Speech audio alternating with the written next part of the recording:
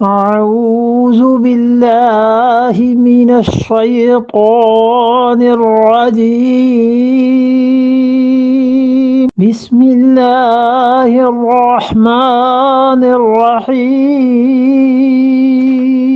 وأطيعوا الله والرسول لعلكم ترحمون।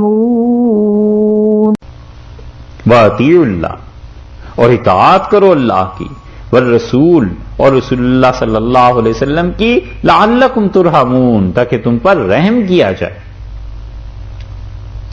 अल्लाह की इताअत और रसूलुल्लाह सल्लल्लाहु अलैहि वसल्लम की सुन्नत का इत्तिबा, इससे मालूम होता है कि दोनों चीजें ऐसी हैं जिनकी वजह से खुदा की रहमत नाजिल होती है, और इसके बरअक्स जितना रसूलुल्लाह सल्लल्लाहु अलैहि वसल्लम के इत्तिबा से, सुन्नत से दूरी होती जाएगी, इंसान खुदा की रहमत से पीछे हटता चला जाएगा।